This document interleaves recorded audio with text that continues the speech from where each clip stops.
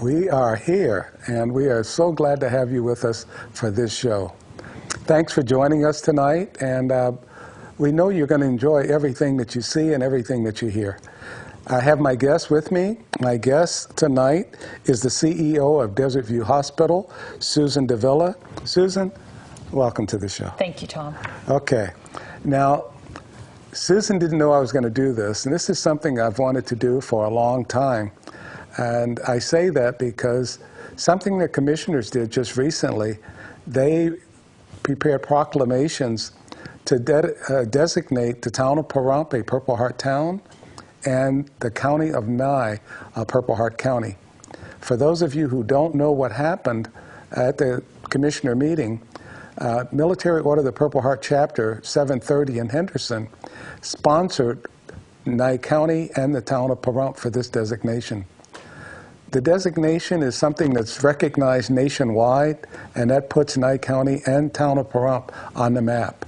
There are 5 other cities in Nye County, 5 other cities in Nevada that have received this designation, but Pahrump is the first town, and Nye is the first county to receive it.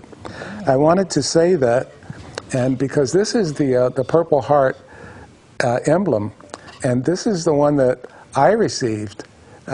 They wanted to thank me just for helping make this happen. But that's the Purple Heart emblem. And they also sent over a cup, and I want to present this cup to Susan. First, for being my guest, and because I'm talking about the Purple Heart designation while she's here. So this coffee cup is for you. Thank you so much. You are very, very welcome. Very so nice. everybody knows you. now that we are a Purple Heart entity. Very nice. And for those in the community and in Nye County that have received the Purple Heart, now they know too that you have the Purple Heart cup. Very nice. And we have a Purple Heart designated parking spot over at Desert View Hospital, Dr. Waters. I don't know if you knew that or not. Yes, I did. And I've already reported that nationwide. Wonderful. That you have that. Good. But I want everybody here to know it as well. And that's designated for Purple Heart recipients. Yes. So fantastic at Desert View Hospital. Already recognizing it, so the CEO has already earned the cup. Thank you. So this is fantastic. Now let's get on to Desert View Hospital. Okay. Because there's a lot going on. There is. And take us back, because so many people, you know, they've heard some things about Desert View. There's so many positive things. Some people have heard negative things from other people that may or may not know how to resolve issues when they have issues. And I don't care where you go, you're going to have some issues. Yes, you are. It doesn't matter whether it's a hospital, whether it's a store, whether it's your neighbor.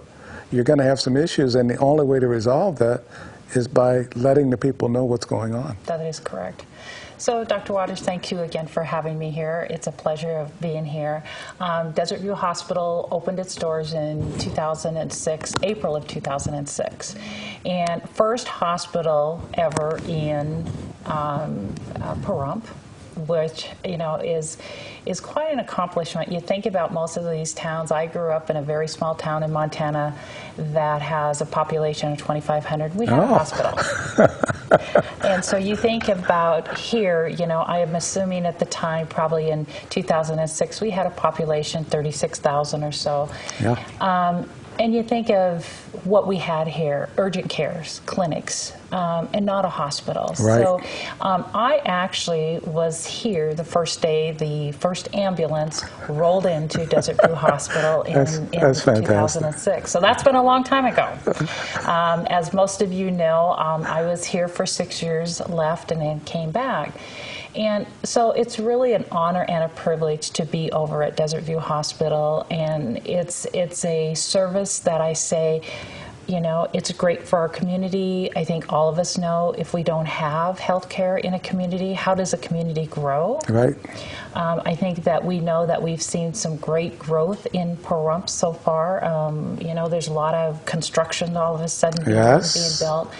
So again, we're here to serve our community, and you're 100% right. We want to please everybody. We want to do the right thing with every patient that comes through our door. But there are times that we don't meet that expectation. Okay. And I think you bring up a good point. again, if we don't know about it, we can't fix it. That's it. So we want our community feedback, and we do have people in place at Desert View Hospital that can help with these situations, and we want to hear about them. We want to hear the positive and the negative.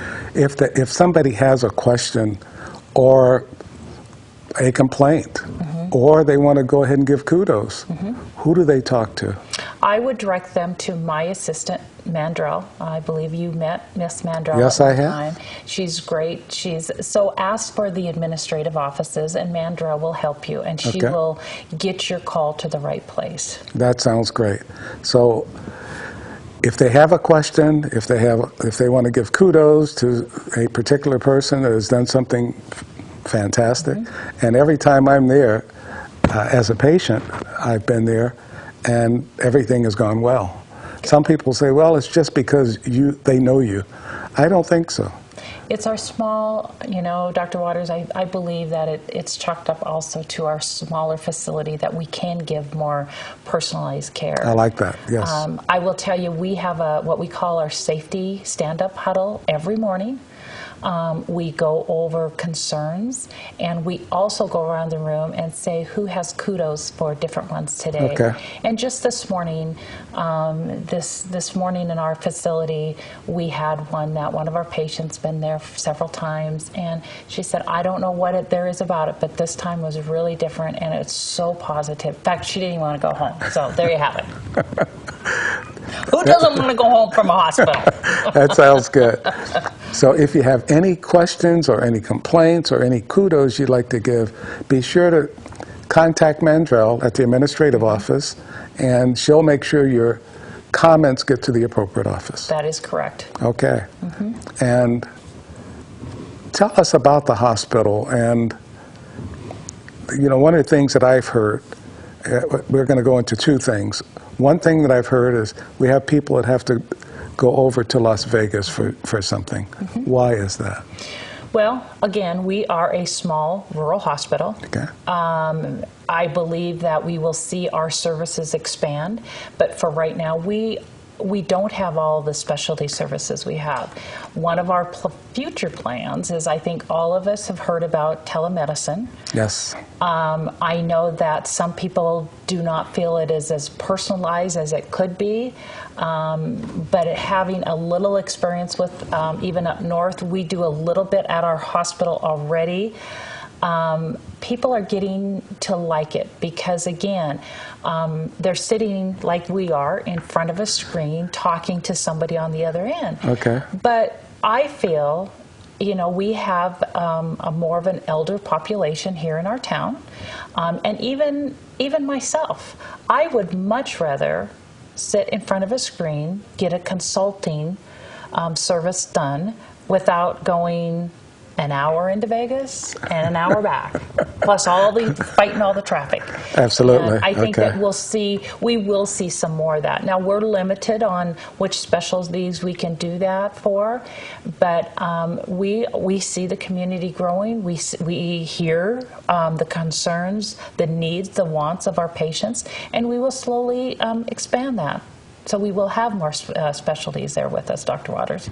Okay, on telehealth, do you know what specialties you can cover? We can cardiology. We are looking at actually having some consulting done for general surgery. We have psych services, and so those are some of those types of services we'll probably start out with. So they're limited, but there's a lot of hospitals that are rural that actually use this type of technology even to keep an ICU patient, a very sick patient. Oh, And okay. instead of having that specialty physician right in-house, they actually do it over the screen through telemedicine. So again, lots of options. With technology as it is today, that's probably the best way to go. Yeah. Because that way you can get so many people that just can't be there and still get the care that you need. Well, and having that availability. I mean, I think that, we talk a lot, you hear a lot about access to health care and all Right. that. And, so let's talk about our resources. I mean, every time we have to take a patient out of our town, with EMS, that takes resources out of our town. That's correct. And that's very hard on the town to stabilize that, to figure out, you can't plan for all the what ifs. I mean, you have conversations obviously about it, but, when you have all of a sudden, we've seen it. We've seen that we've had 3 or 4 rigs out of our town at one time. Yes, and it's so hard on resources. So having the ability to use, technology on these kind of things would be huge. And healthcare savings. And we want to save everywhere we can. Mm-hmm. Mm-hmm. Okay. I know another issue that people have brought to me is when they're talking about billing. And they're getting billed for things that maybe, and I hear from a lot of veterans, so I'm going to use that as the example, where the VA is getting billed and then they're getting personally billed. And who can they go to talk about that? Should they call Mandrell for that as well? I would call the billing office. Now, if they don't have any success, through the business office, absolutely Mandrell can get those calls to the right places. Okay. Because I know that billing in healthcare is so complex and so frustrating. So I get it. I truly get that part of it. Yes.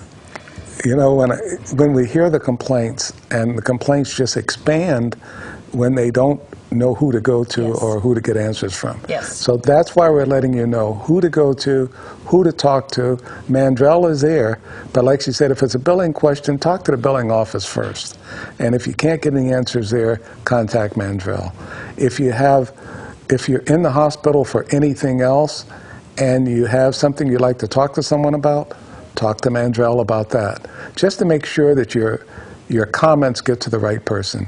Now, we're going to finish this in our next segment, so we don't want you to go anywhere, but we do want to make sure you have a pen, paper, and take notes of all the things we're talking about, and we'll see you in the next segment.